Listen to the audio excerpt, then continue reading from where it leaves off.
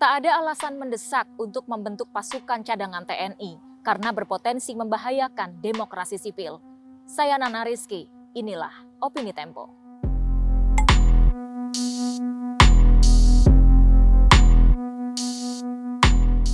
Langkah pemerintah merekrut 3.000-an anggota komponen cadangan untuk Tentara Nasional Indonesia tidak hanya memboroskan uang negara di era pandemi seperti sekarang. Bila rencana Kementerian Pertahanan ini diteruskan untuk melatih 25.000 anggota warga sipil sebagai pasukan cadangan, maka ini bisa menjadi bom waktu yang bisa membahayakan masa depan demokrasi kita. Gagasan pembentukan komponen cadangan di TNI memang tidak muncul begitu saja di era Presiden Joko Widodo. Ide tersebut berembus kencang dari sejumlah elit militer sejak tahun 2000-an.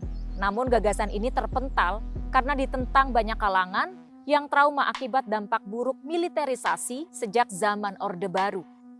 Anehnya, sekarang gagasan tersebut menjadi kenyataan saat Presiden Joko Widodo menjabat. Padahal dia adalah presiden sipil yang memimpin negeri ini. Bersama DPR, Jokowi diam-diam menyelipkan undang-undang yang mengatur tentang komponen cadangan yang akan disahkan pada akhir 2019 lalu. Padahal saat itu masyarakat sedang berfokus untuk menolak revisi undang-undang yang melemahkan Komisi Pemberantasan Korupsi. Ada banyak aspirasi publik yang tidak tertampung dengan proses legislasi yang tertutup dan serba cepat seperti ini. Coba kita pikir ulang, Indonesia saat ini kan tidak sedang dalam keadaan darurat militer, juga tidak sedang ada ancaman perang terbuka. Jelas tidak ada kebutuhan mendesak untuk membangun pasukan cadangan, apalagi secara besar-besaran. Indonesia bukan seperti Taiwan yang harus siap siaga untuk menghadapi perang dengan Cina. Indonesia juga tidak seperti Korea Selatan yang harus siap siaga melakukan konfrontasi dengan Korea Utara.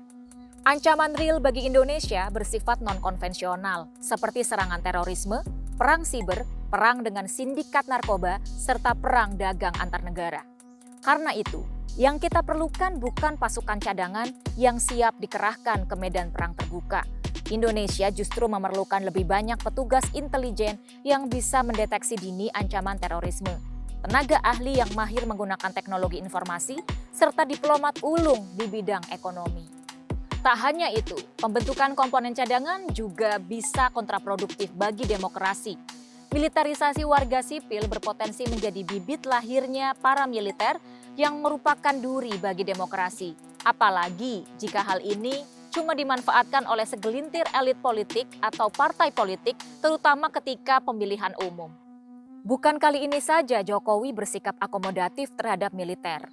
Dalam 2 kali masa jabatannya, Presiden telah menempatkan banyak jenderal pada jabatan strategis yang seharusnya diduduki sipil.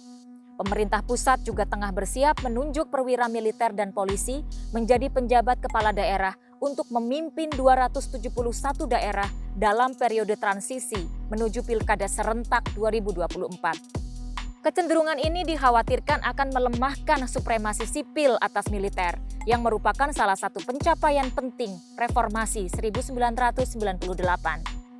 Pilihan-pilihan politik Jokowi untuk mengakomodasi militer di luar fungsi pertahanan jelas akan berdampak panjang bagi demokrasi.